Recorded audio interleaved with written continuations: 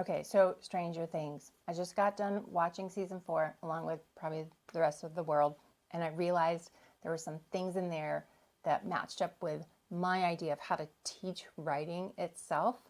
And it has to do with this one particular scene right there at the end that was like iconic for me. And when I realized there was so much to learn from this show in how we teach writing. So if you want to talk about Stranger Things in writing, stick around.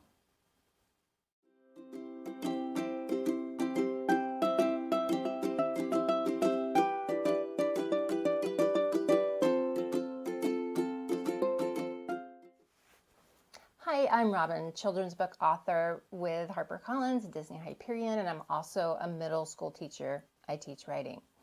And I also finished watching Stranger Things. I'm obsessed with it, as you may be too, and so are my students. And I was thinking about why is it that we're so invested in this show? What is it? Because the show itself has kind of like a lot of scary stuff, strange stuff, gory stuff, bloody stuff. I hate that. I don't ever watch shows like that. So what is it about this show that I love, that I keep coming back for more? And what I realized was that it's not the lore of the show. It's not the mind flayer stuff. I don't even understand all that. The reason why I love it is for those kids. It's to see like how they react to that situation. It's so incredibly authentic to the experience that a kid might have in that type of situation. The dialogue is spot on, the reactions are spot on, it's funny. So I'm there for them. I am there for the fun. And that kind of made me realize like what it was that I'm doing with my writer's workshop and how the two are kind of connected. There is a scene toward the end there, and I hope this is not like a spoiler or anything, but it's a moment where, okay, so Elle has to go and save the world or whatever from the stuff. And she needs to be immersed in some salt water. So she ends up in like the back kitchen of a pizza place, and they need to cover her eyes. So the only thing they can come up with is to like cut out the top of this pizza box. And they make these pizza box glasses, goggles that go on her. And there's a shot of them overhead of her laying in this tub in the pizza, whatever, with the goggles on. And I'm like, that's it. That's it. That's why I'm here. I'm here for that moment. I'm here for the fun. I'm here to see how these kids would react to this so authentically. And it's so much about them.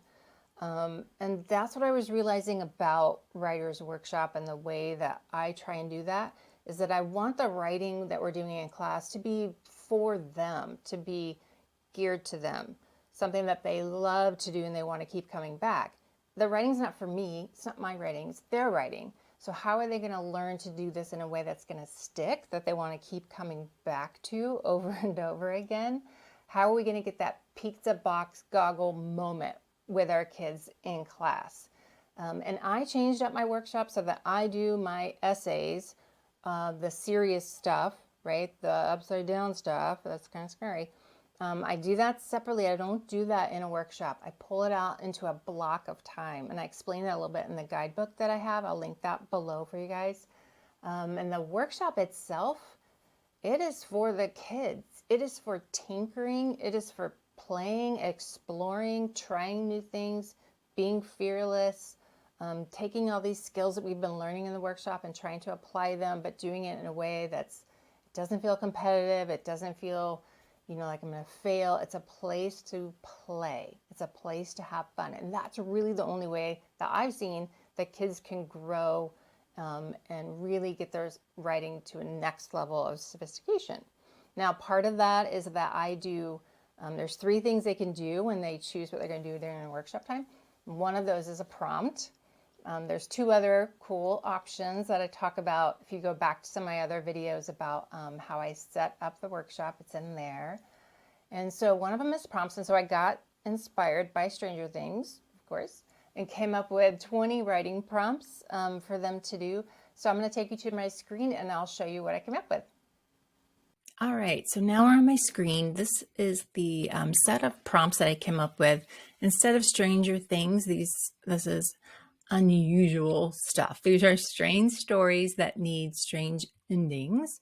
And I will show you a few of these that are in here. And what you could do is use these. I use them in my workshop. Well, this is what I plan to use them for this year. I'll show you in a minute where, like at what point in my workshop I'll use these.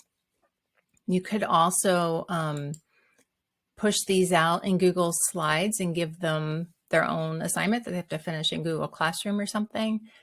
And it could be like a good one to use for the whole month of October, or maybe just spread it out throughout the year. There are 20 of these, so you have enough for a month. It sets up a weird situation that's kind of spooky and creepy and strange, and then they have to add on to it what happens next and how is all of this going to end, and we hope it's really strange.